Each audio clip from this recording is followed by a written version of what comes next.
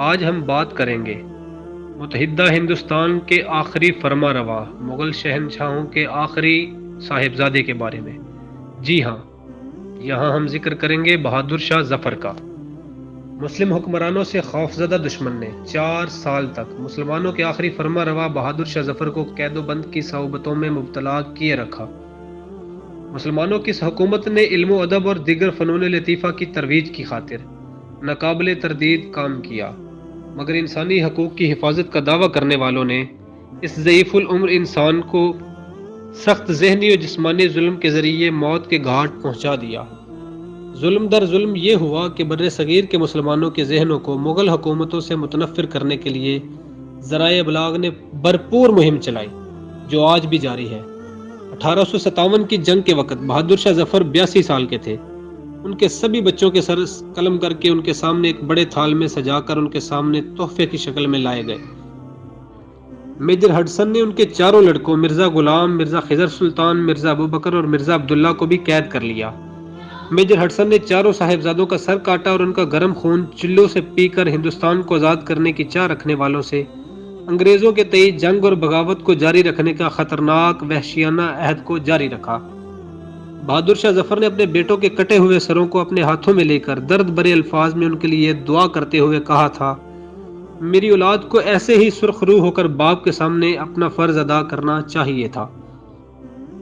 دہلی کا خونی چوک آج بھی آنسو بہا رہا ہے، جہاں بہادر شاہ ظفر کے جوان بیٹوں کے سر قلم کرنے کے بعد ان کے جسموں کو توپ کے دھاگے سے باندھ کر گولے برسا دیے گئے تھے۔ بعد میں ایسے قصے کہانیاں لکھوائی گئیں کہ مغل دور حکومت کو بدنام کر کے رکھ دیا گیا کیونکہ مغل مسلمان تھے۔ آپ نے کبھی ان مظالم کے متعلق بھی سنا ہے جو صدیوں سے مسلمانوں پر ڈھائے جا رہے ہیں؟ حالانکہ فنون لطیفہ بالخصوص موسیقی، شاعری، علم طب کی سرپرستی کی مثال مغل سلطنت کے بعد کہیں بھی مذکور نہیں، بلکہ فارسی، عربی، سنسکرت اور دیگر عالمی زبانوں پر جتنا علمی مواد مغل سلطنت نے مہیا کیا، کسی اور غیر حکمران کو اس کی توفیق ہی نہیں ہوئی۔ تعمیرات کے شعبے میں مغلوں کی تعمیر کردہ عمارات پورے بر صغیر میں بہترین تعمیرات کا درجہ حاصل کر چکی ہیں، لیکن اس حقیقت سے صرف نظر نہیں کیا جا سکتا کہ اغیار نے اپنی سازشوں سے حافظ سلیمان ٹیپو جیسے پاک باز حکمران کو بھی محفوظ نہیں رہنے دیا۔ فرعون کے دور میں بنائی جانے والی عمارات کے گرد بھی سنبھالنے کی کوشش کی جاتی ہے، حتیٰ کہ مرے ہوئے فرعون کی حفاظت بھی ضروری۔ مطلب یہ ہوا کہ عمارات کی نہیں، فن تعمیر کی بات ہے۔ سائنس اور ٹیکنالوجی کا دور تو اب آیا ہے۔ مغل حکمرانوں کے ملی کارناموں سے انکار نہیں کیا جا سکتا، مگر حقائق ان خود ساختہ محرخین کی نظر ہو گئے، جنہوں نے کسی مسلمان حکمران کو نہیں بخشا۔ تمام مسلمان حکمرانوں کے خلاف مسلسل سازشیں کی گئیں اور باپ کو بیٹے سے لڑایا جاتا رہا۔ اگر نظام حکومت کو آزادانہ طور پر چلنے دیا جاتا تو نہ غیر سوچ آتی اور نہ غلط نظام آتا۔ اس قوم کی افسر شاہی نے تو بابائے قوم اور قائد ملت کو مروا دیا اور بعد میں چہرے کو اسلامی بنا کر بزرگی کیش کروائی۔ ہم ابھی تک ریلوے لائن کو احسان عظیم سمجھ کر چوم چاٹ رہے ہیں۔ افکار مسلمان کے عوام تک پہنچانے کا کام کرائے کے مورخین کے ذمے لگا دیا گیا۔ انہوں نے مسلمان کو دہشت گرد اور ٹیپو سلطان، سراج الدولہ، احمد شاہ ابدالی، بہادر شاہ ظفر اور محمود غزنوی کو ناکام ترین حکمران ثابت کرنے کے لیے پورا زور لگا دیا۔ نتیجہ آج آپ کے سامنے ہے۔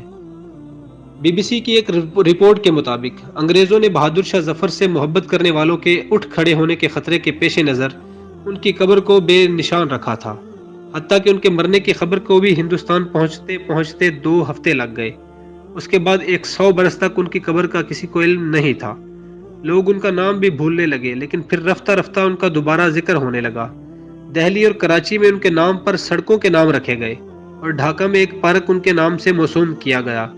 دا لاسٹ مغل نامی کتاب کے مصنف اور مشہور تاریخ دان ویلیئر ڈیلر میپل نے بی بی سی کو بتایا کہ بہادر شاہ ظفر خطاط، نامور شاعر اور باعمل صوفی ہونے کے ساتھ ساتھ ایسا شخص تھا جو انسانیت پہ یقین رکھتا تھا۔ بہادر شاہ ظفر کے اجداد کو بھی تو قدرت نے یقیناً علم عطا کیا ہوگا، قدرت کی رضا کہیے یا قسمت کا فیصلہ کہیے۔ آج بہادر شاہ ظفر کی قبر گلاب کی پتیوں سے ڈھکی رہتی ہے۔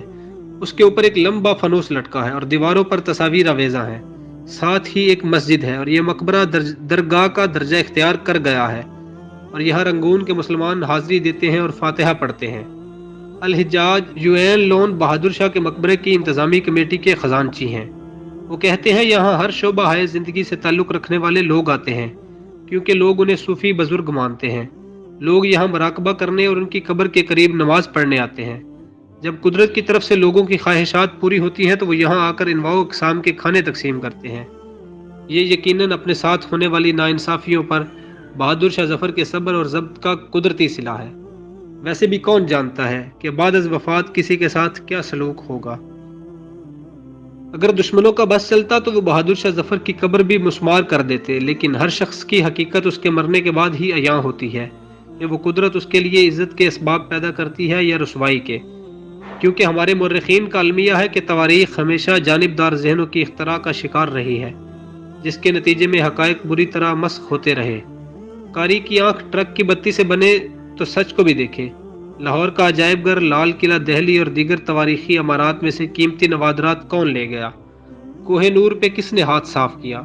آج کا محدود ذہن اس المیے پہ سوچنے کے لیے تیار ہی نہیں ہے۔